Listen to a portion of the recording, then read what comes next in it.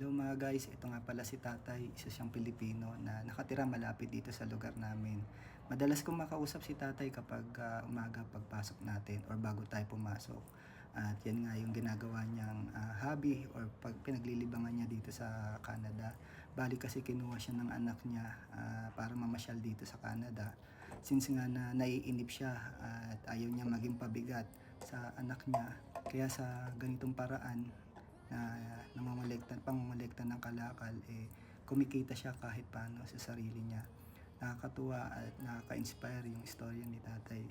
Minsan hindi ko rin maiwasang maluha kapag nagkukwento siya, kasi parang naaalala ko lang yung tatay ko sa kanya na sana ngayon nabubuhay pa.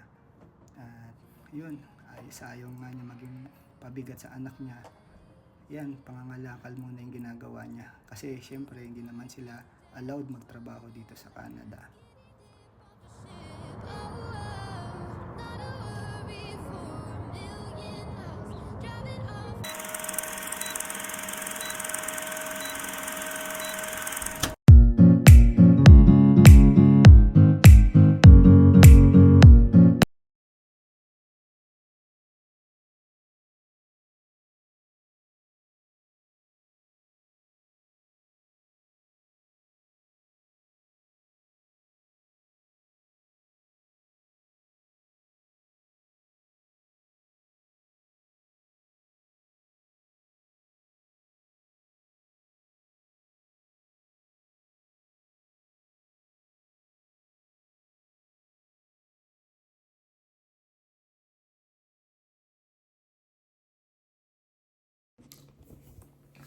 Hello mga ka-Dears in Canada, isang magandang araw sa inyo lahat. At ito, Saturday morning dito sa amin sa Calgary, Alberta ngayon. At ito nga, maaga din tayong nagising ngayon kasi tinatapos ko itong pag-install ng mga software dito sa nabili nating desktop kahapon or kagabi. So yun nga, pagkagaling natin, pagsundo kay Mrs. dumaan tayo sa Best Buy at kinuha natin itong desktop na in-order natin. So ayun nga, nabanggit ko nga doon sa last video ko na parang napapag-isipan ko na or sa susunod na video ko ay sasabihin ko kung ano yung latest sa trabaho natin. At ayun nga, ay natuluyan na, nag-resign na tayo dun sa pinakamamahal nating company. Maraming beses ko ito nabanggit sa mga vlog ko. Actually, meron pa nga akong mga videos na ginawa na a day in my life, magkano ang salary ng isang designer. Sobrang gustong-gusto ko yung company na yon, sobrang gustong-gusto ko yung trabaho ko doon. Yun nga lang, dumadating din talaga sa point sa sarili natin na kailangan mong manimbang sa sitwasyon, sa lahat. Marami kang bagay na dapat mong isipin, especially ngayon kapag may mga obligasyon ka na gaya ng mortgage, mga bayarin. Kasi noon okay lang nung napunta ako dun sa company na yon, nagre-rent pa lang kami. Yung rent naman namin noon hindi naman din ganun kamahalan pa. So ibig sabihin kaya pa yung i-cover yung sahod natin o yung mga expenses na yun. Pero syempre ngayon nag-iba na yung ikot ng mundo. Kumbaga may mga unexpected na pangyayari dito sa Canada na nagpabago nung pananaw natin na okay lang kahit malayo. Actually na medyo nakakaya nga kasi syempre ng mga nakaraang videos ko, mga nakaraang vlog natin, sobrang sabi ko dun talaga na okay lang kahit malayo, mahalaga masaya ka sa ginagawa mo, mahalaga masaya ka sa trabaho mo. Pero yun nga, kinain ko yung mga nasabi ko na yun kasi nga, kinain ko dahil kailangan ko maging practical sa ngayon, especially sa panahon ngayon na sobrang mahal na ng cost of living dito sa Canada. Sobrang mahal na lahat ng bilihin, gas, especially yun yung nag-trigger sa desisyon ko na talagang tuluyan na ang pag-resign sa company namin. Kasi nga, sa gas pa lang, sobrang mahal na, parang ang laki ng nababawas dun sa sahod ko. Sa gas pa lang. Kasi nga, syempre, almost ang tinatravel ko sa isang araw, nasa 85 km kilometers araw-araw. So just imagine, magpo-full tank ako, magpapa-full tank ako. Parang nagagamit ko siya 4 na araw lang, tapos parang alanganin yung isang araw, kaya kailangan ko pa uli magpakarga.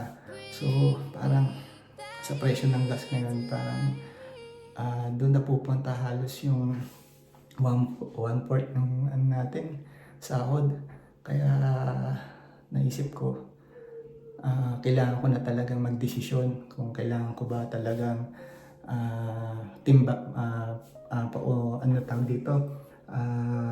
unahin yung pagiging loyal ko sa isang company, yung pagmamahal ko, o dun isipin ko na medyo mahirap para sa akin kung mag-i-stay pa ako ng matagal doon. Baka lahat ng sahod natin doon na lang mapunta.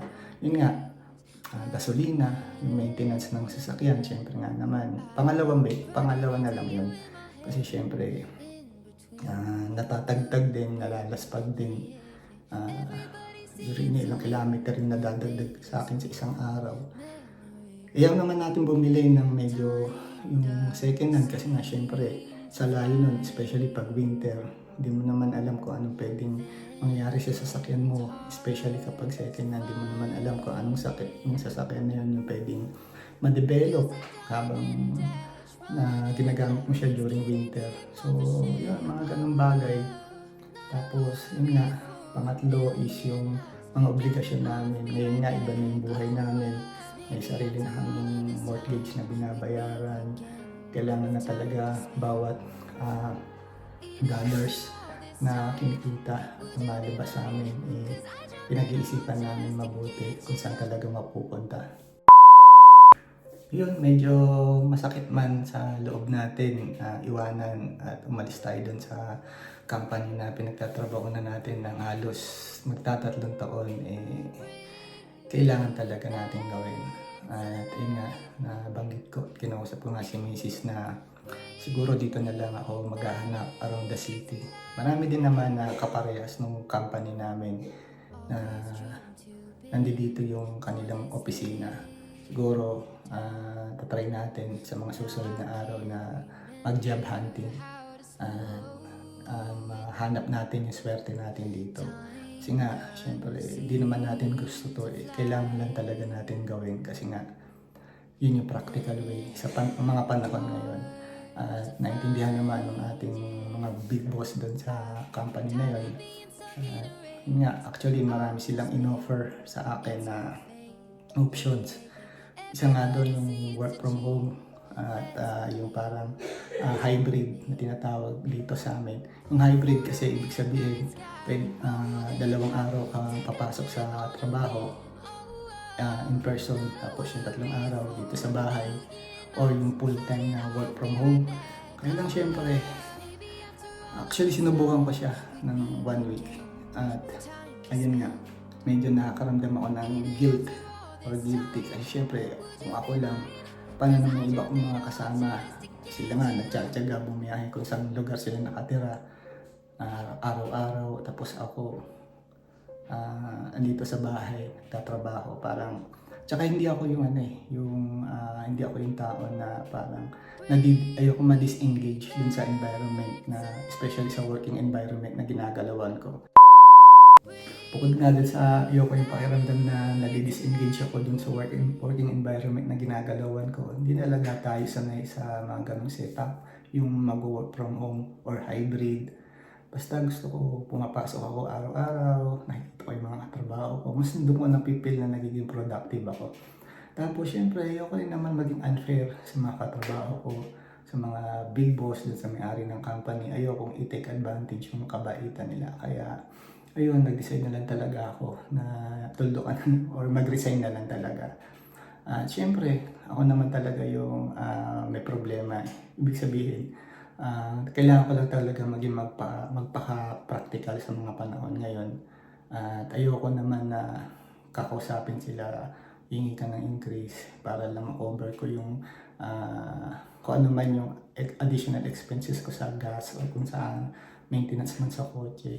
Siyempre, hindi tayo ganong klaseng tao, kaya ang ginawa na lang natin the best way is mag-resign. Tapos syempre kapag naman nagsara yung isang opportunity, mayroon naman darating, magiging positive pa rin ako. Kaya nga ito, bumili tayo ng desktop kasi syempre kinakalawang na tayo sa mga software na pang architecture. Kailangan na natin magbalik loob sa nakagisnan natin or naiwanan natin na field. So, balik designer tayo, architectural designer. So, magta-try tayo. Total siguro enough na ilang taong experience ko dito. Magsusubok tayo sa mga design firm ngayon, mag-apply. Actually, may mga prospect na tayo, may mga napasahan na tayo, at may mga interviews na din. So, kailangan ko lang paghandaan. Yun, akala ko nga doon ako magtatagal sa company na yon. Hindi ko rin in-expect yung mga ganitong unforeseen na sitwasyon dito sa Canada. Yan, tataas yung carbon tax, which is naapektuhan yung presyo ng gas. Tapos, tumaas yung mga groceries, mga bilihin talaga. Insurances, yun medyo, yung car insurance ko ngayon, nag-renew ako. Ang expected ko is medyo bumaba, pero hindi, tumaas eh. Kung tinanong ko yung provider ko, bakit ganun, hindi naman ako na-involve sa mga accident or whatsoever. Yun nga lang kasi dito ang isang weird na sitwasyon dito sa Canada or dito to be specific dito sa amin, sa Calgary, sa Alberta. Kung saan ka nakatira na lugar, tumaas yung accident rate or crime rate sa lugar na yon, maapektuhan talaga yung insurance. Kahit hindi ikaw yung involved, damay ka. So yun, medyo nakakatawa lang. Hindi ko maintindihan kung bakit. Yan, insurances, basta lahat dito medyo nagtaasan na. Ayaw naman natin mag-double job kasi nga syempre hindi naman din natin kailangan pa. Sabihin, enjoy lang natin yung ganito, isalin trabaho mo na full time, mag-uwi ka sa bahay mo, makikita mo may oras ka sa family mo, ganyan, nagagawa mo yung mga bagay na gusto mong gawin. Pero dun sa mga kabayan natin dito, talaga saludo ako sa sipag nila, yung mga nagtatrabaho ng mga 2 o 3. May mga kanya-kanya lang talagang dahilan ng bawat tao dito kung bakit nagkakaroon sila ng mga ganong sitwasyon na 2 o 3 yung trabaho nila. Maaaring yung sitwasyon nila ay naiiba sa sitwasyon ko. Yun nga, pero sa sitwasyon ko, may choice naman ako. Hanggang ngayon, pinili ko na isang trabaho lang naman ng full time, okay pa naman kami. So, yun, ganoon lang muna yung ginagawa namin ngayon. So, ayun nga mga guys, nakatapos na rin tayo. Natapos ko na install yung mga software na kailangan natin papracticean, i-refresh. Kailangan na rin natin mag-prepare sa baba dahil ngayong araw na to, May 18, ay birthday ng ating mahal na kaibigan na si Jed Bataing. So pupunta sila dito dito magse-celebrate ng kanyang birthday. So yun nga, ang takeaway ko lang dito ngayon ay huwag tayong magsalita ng tapos. Hindi, ibig ko lang sabihin, kapag salita man ako ng tapos nun, na gusto ko yung company na yun, hindi ako aalis. At kahit nagdadrive ako ng malayo, okay lang. Hindi pala. May mga bagay na hindi mo masasabi along the way na makakapagbabago ng desisyon mo. Yun nga lang, kahit syempre, ang magiging pasalamat mo na lang dun sa company na yon ay yung pagiging honest mo sa kanila. Kung nahihirapan ka sa sitwasyon, yun, sabihin lang natin sa kanila. Maiintindihan naman nila dahil syempre ako, katulad ko, alam naman nila kung gaano kalayo yung dinadrive ko araw-araw at syempre ayaw rin naman natin sila i-push kung saan man yung gusto natin mangyari. Ginawa rin naman nila ng company ko yung part nila para mapabago yung decision ko, pero syempre nga nabanggit ko nga kanina lahat ng mga reason ko. Ang pinaka main reason is ayoko maging unfair sa mga katrabaho ko, sa may-ari ng company at sa sarili ko. Siyempre kung nahihirapan ako, be it. Marami rin naman marami rin naman na company dito, especially dito sa city na magagamit ko or mapapractice ko kung anong pinag-aralan natin at experience natin sa Pilipinas. So, ayun nga guys, see you na lang mamaya at yun, mag-aayos muna ako sa baba, tutulungan ko si Mrs.